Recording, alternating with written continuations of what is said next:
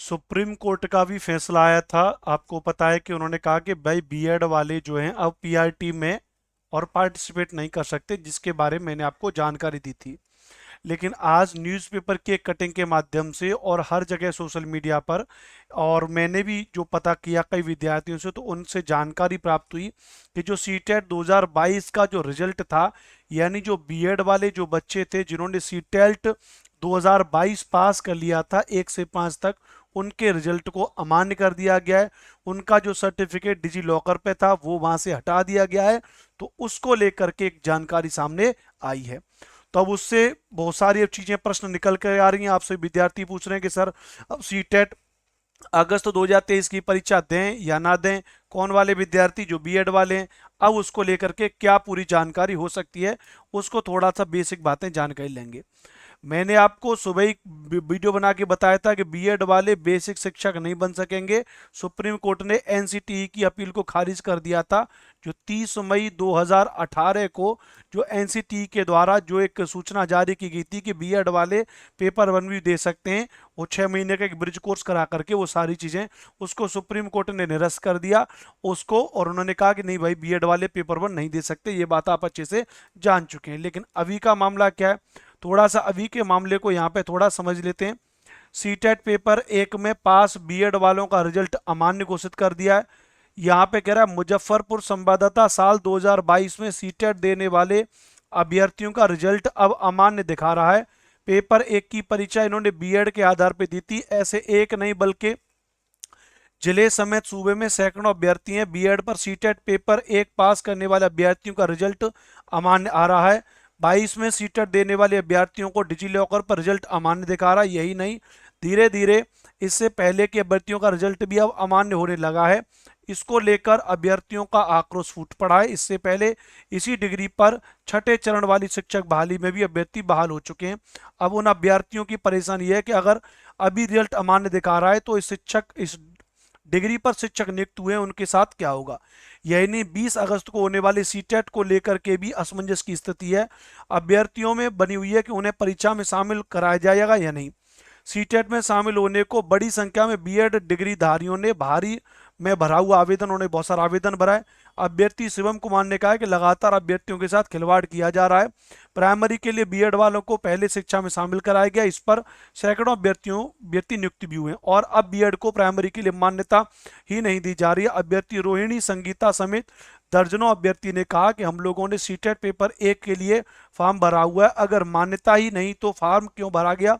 जब पास करने वालों का रिजल्ट अब अमान्य किया जा रहा है तो हमारी परीक्षा कैसे ली जाएगी। अब तक इस पर कोई आदेश नहीं आया।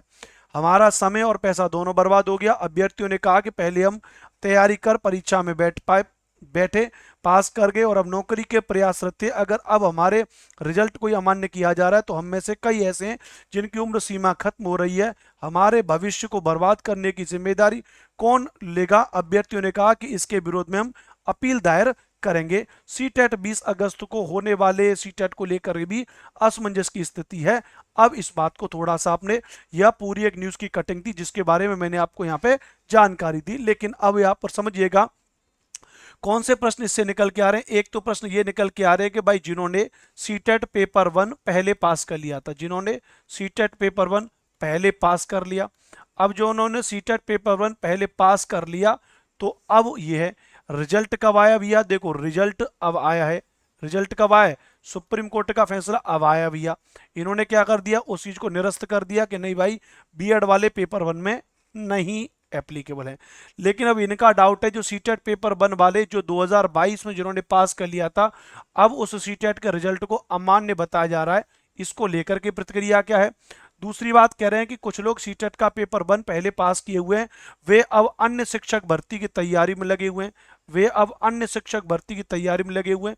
कुछ का कहना है कि भैया हमारी आयु सीमा भी अब नजदीक आ चुकी है।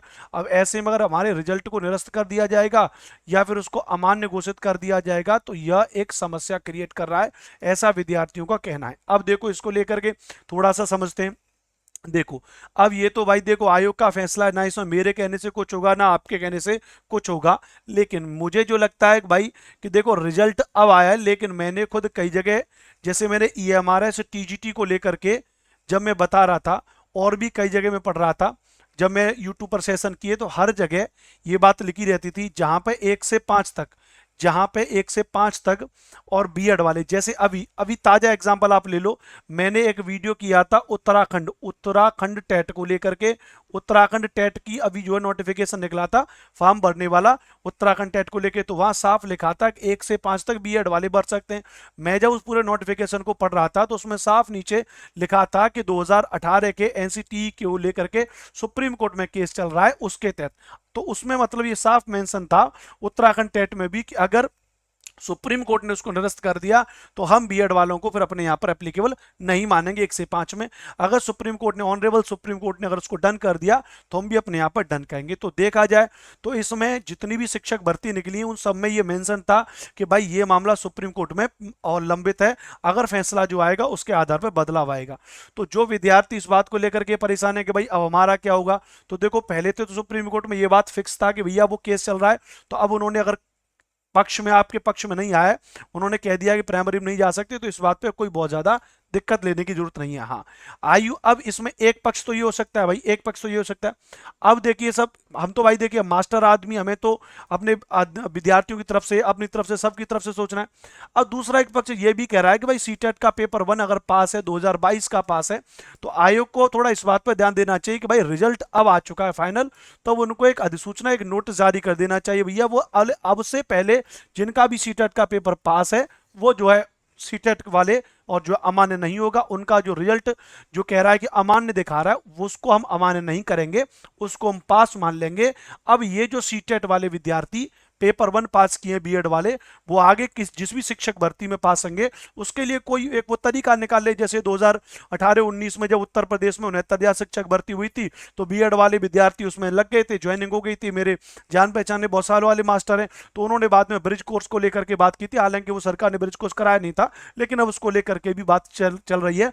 तो कुछ एक ऐसा रास्ता निकाल लेना चाहिए आयोग को कि भाई जिनका पेपर पहले से पास है उनके साथ में ये ना किया जाए, क्योंकि वाकई में आयु उनकी किसी की नजदीक हो सकती है, समय खर्च हुआ है, पैसा भी खर्च हुआ है, तो बहुत सारी चीजें। तो मैं तो ये कहूंगा कि भाई अब देखो, इसमें मैं ऑनरेबल सुप्रीम कोर्ट के निर्णय को उसमें नहीं कह रहा हूं कि नहीं ये गलत निर्णय है साहब, लेकिन मुझे ऐसा लगता है कि जिन्होंने सीटेट का पेपर पहले से पास करके रखा है उनको लेकर के आयोग कुछ ऐसा कर दे भैया कि कुछ भी एक ऐसा निर्णय दे कि उनका जो रिजल्ट है वो अमान्य घोषित ना किया जाए, और एक अधिसूचना जारी कर दे कि भैया 2023 के अब रिजल्ट यानी 13 अगस्त 2023 में यह रिजल्ट आ चुका है कि बीएड वाले पीआरटी में फॉर्म नहीं भर सकते हैं। तो इससे पहले का जो चीज है उसको तो जैसी अवस्था में, ऐसी अवस्था में उसको और स्टैंड करे, आगे के लिए सूचना जारी कर दे कि आगे के लिए बीएड वाले फॉर्म नहीं भर सकते, ये मुझे ज्यादा बेहतर लगता है। आपको ये कैसा लगता है, इसको लेकर के आप ऑफलाइन में कमेंट करके जरूर बताना।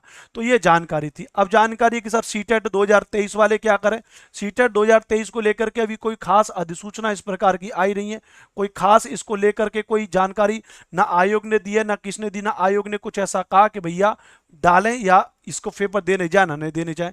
अब मेरा ये मानना, देखो अगर आपने फॉर्म भरा है तो आप, अगर आपने फॉर्म भरा है तो आप कम से कम पेपर देने जरूर जाएं, पेपर देने जरूर जाएं। या तो आयोग जो है, या तो आयोग 20 अगस्त के पेपर से पहले, 20 अगस्त से पेपर के पहले सूचना जारी करके सब कुछ क्रिस्टल क्लियर करे कि भैया क्या क्या मामला है, तो बस सिंपल सी बात है।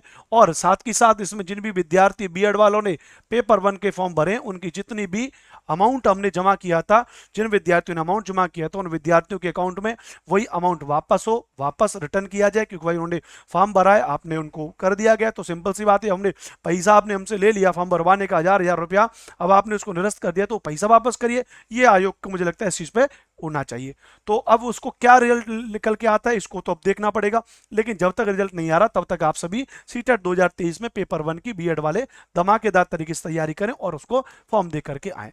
बीएड वालों के लिए आगे की राह के बारे में मैं ये भी बता दूं कि अब तो चलो खैर हो सकता है कि सीटेट जो है पेपर 1 आप देने के लिए राजी हो जाओ, हो सकता है कि दे दिया जाए, लेकिन आप ये बात मान लो कि आपने बीएड किया भैया, जूनियर के लिए आप लोग बने हो, तो भैया जब जूनियर के लिए बने हो तो आप लोग जो है अपने जूनियर के पेपर 2 को पास करिए भैया, और चुपचाप से अपने टीजीटी और पीजीटी की तैयारी पे लेकर के लग जाइए, या फिर जो जूनियर की जो वैकेंसी आएगी उनको लेकर के अलग से लग जाइए, ये आपके लिए ज़्यादा बेहतर है।